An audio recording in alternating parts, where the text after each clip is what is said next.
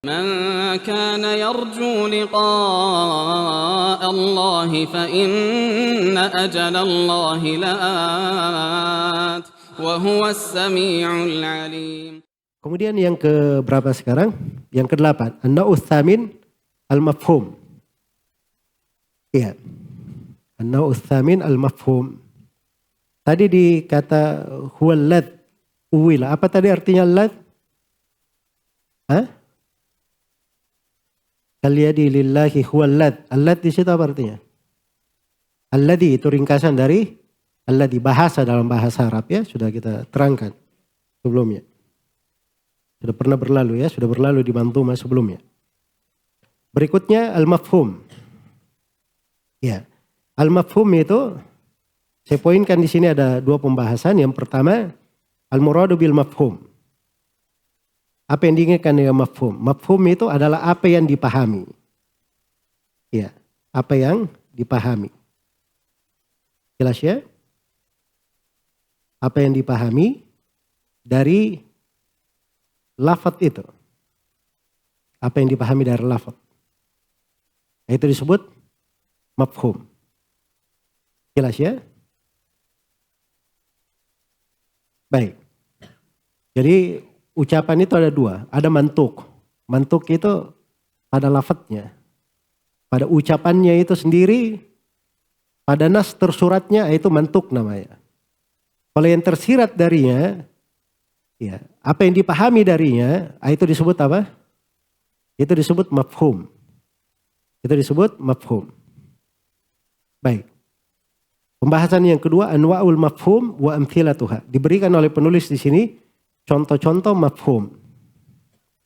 Jadi beliau terangkan bahwa mafhum itu ada dua jenis. Ya. Ada mafhum muwafaqah dan ada mafhum apa? Mukhalafah. Kata beliau muwafiqun mantuqahu ka uffi wa min hudu takhalufin fil wasfi. Itu dua ya. Ada mafhum muwafaqah itu muwafiq. Dan ada mafhum mukhalafah itu du takhaluf. Mafhum mukhalafah namanya. Baik. Apa itu mafhum muwafaqah? Mafhum muwafaqah itu adalah apa yang mencocoki hukum mantuknya. Apa yang mencocoki hukum pada mantuknya. Itu mafhum muwafaqah. Seperti ayat, dikasih contoh di sini. Ayatnya, fala taqul lahuma uff. Jangan kalian berkata kepada ayah dan ibu kalian uff. Apa artinya uff?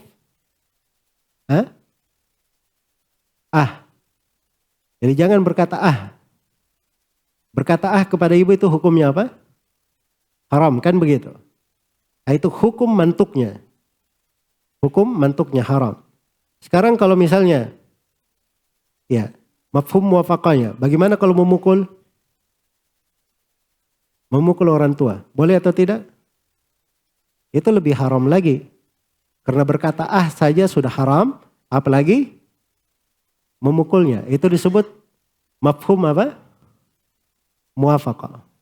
Kalau ada di tembok di situ tertulis dilarang kencing. Maaf ini, kalau buang air besar bagaimana? Nggak boleh ya. Sudah buang air kecil saja dilarang, apalagi buang air besar. Antum lewat ada empang di situ, tertulis dilarang mancing di sini. Bagaimana kalau antum bawa jala? Dipukat. Nah itu lebih-lebih tidak boleh. Mancing saja nggak boleh, apalagi di jalan dan dipukat. Nah, itu mafhum muwafaqah namanya. Mafhum mukhalafah. Mafhum mukhalafah itu yang dikasih kata di sini oleh penulis wa minhu du takhalufin fil wasfi. Iya. Itu mafhum mukhalafah. Baik. Jadi mafhum mukhalafah itu adalah pemahaman kebalikan dari hal tersebut. Dan ini disebutkan di sini untuk memperjelas apa mafhum mukhalafah itu. Penulis menyebutkan 4 bentuknya. Ada 4 bentuk. Yang pertama, wa min hudu takhalufin fil wasfi. Ini mafhum mukhalafah dalam sifat namanya. Dalam sifat. Contohnya, Iya. Contohnya, ya ayyuhalladzina amanu in ja'akum fasiqun binaba'in fatabayyanu. Wahai orang-orang yang beriman, kalau datang kepada kalian seorang fasik membawa berita. Fasik membawa berita. Fatabayyanu. Fasik itu apa? Sifat kan? Nah, artinya pemahaman mafhum mukhalafahnya, artinya kalau yang datang kepada kalian seorang yang thiqah, terpercaya, itu dimintai kejelasan atau tidak? Tidak dimintai kejelasan, diterima beritanya. Nah, itu mafhum mukhalafahnya. Mafhum mukhalafah pada sifatnya, karena ada sifat di situ. Berikutnya yang kedua, wa mithlu da syartun. Iya. Wa mithlu da syartun wa ghayatun adat. Nah, ini yang ketiga ya, mafhum mukhalafah fil wasf, mafhum mukhalafah fil syart, mafhum mukhalafah fil ghayah, mafhum mukhalafah fil adat. Ada 4 ya. Contoh fil wasf, wa naba'ul fasiki lil wasfi. Warad. Itu contoh ya, kita sudah bacakan tadi ayatnya. Asyart contohnya apa? Wa syartu in kunna ulati hamlin. Asyart contohnya wa in kunna ulati hamlin. Apa ayatnya itu? Wa in kunna ulati hamlin famfiku alaihinna. Ini tentang perempuan yang ditalak. Iya. Ya kalau dia sudah ditalak, asalnya tidak ada infak. Dari mana kita bilang asalnya tidak ada infak? Karena dikatakan kalau dia hamil, infak, beri infak. Artinya kalau tidak hamil, apa? Tidak ada infak. Makanya dia dikasih infak itu tetap dikasih nafkah. Walaupun sudah ditalak, itu karena anak yang dia kandung, bukan karena dia. Tapi karena apa? Anak yang dikandung. Nah, itu mafhum syart di sini. Karena di dalam ayat dikatakan, wa in kunna ulati hamlin, ada syaratnya. Kalau dia sedang hamil, famfiku alaihinna. Maka istri-istri yang sudah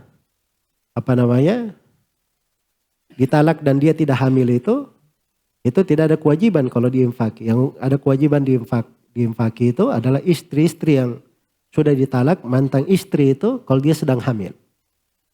Nah, itu yang diberi infak. Jelas ya? Baik. Contoh al-ghaya, itu syarat tadi. Mafhum mukhalafah fil ghaya. Kata beliau, wa ghayatun ja'at binafyi hilli li zawjiha qabla nikahi ghairi. Li zawjiha qabla nikahi ghairihi. Iya. Baik. Contoh mafhum mukhalafah dalam ghaya. Mafhum mukhalafah pada tujuannya, pada puncaknya, akhirnya. Pada akhirnya ya batasannya. Kalau sudah mencapai batasan itu, maka mafhumnya dibolehkan. Contohnya ayat wa in talaqaha fala tahillu lahu min ba'du hatta tankiha zaujan ghairaha ghairah. Ini ayat tentang perempuan yang sudah ditalak 3. Kalau sudah ditalak 3, maka tidak halal baginya. Setelah itu sampai dia nikah lagi dengan suami lain. Apa artinya setelah nikah dengan suami lain? Mafhum mukhalafahnya, artinya kalau dia sudah nikah boleh balik lagi atau tidak? Boleh. Tapi itu salah satu syaratnya ya. Jadi syaratnya itu dia sudah talak 3 dulu. Bain dia talak 3. Setelah itu dia nikah dengan orang lain. Yang ketiga dia nikah dengan orang lain itu telah terjadi hubungan suami istri. Kemudian setelah itu dia sudah ditalak juga. Iya. Kemudian setelah ditalak, ini dia juga sudah bainuna, darinya sudah bain. Jelas ya, sudah lepas iddahnya. Nah, itu baru boleh dia balik. Nah, itu ketentuan, rinciannya di dalam pembahasan fikih. Jadi mafhum dari ayat jelas, mafhum kebalikannya. Berikutnya yang ke berapa ini? Yang keempat, pada jumlah, mafhum pada jumlah. Wa kathamanina li'addin ajrihi. Seperti 80 pada bilangan mencambuk itu. Perjalankan 80. Ya, diayatkan walladzina yarmunal muhsanatil mu'minati thumma lam ya'tu bi arba'ati syuhada fajliduhum 80 jalda.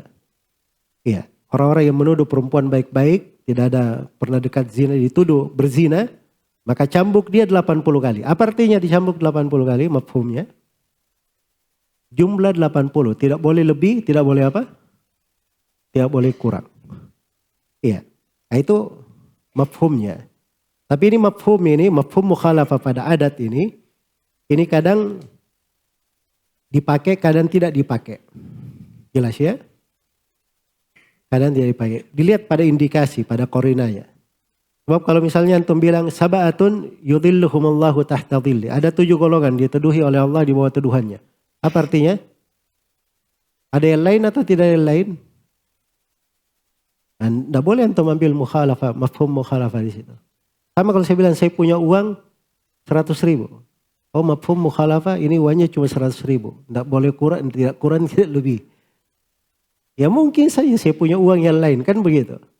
Nah, itu sulit diambil mafhum mukhalafah. Apa dengan hadits tadi itu? 7 orang yang dituduh di bawah teduhan arsy. Itu dalam satu hadits. Ternyata di hadits lain masih ada golongan yang lain. Makanya datang sebagian ulama kayak Ibnu Hajar, beliau sebutkan belasan lagi yang lainnya selain daripada ini. Kalau saya nggak salah disebut sampai 21. Jelas ya? Datang lagi As-Suyuti, dia temukan lagi yang lain selain dia dikumpul oleh Ibnu Hajar. Dia sebut sampai berapa puluh gitu. Jelas ya? Baik. Jadi maksudnya ini tidak bisa dijadikan sebagai pembatasan. Baik, selesai tentang an-naw' ats-tsamin.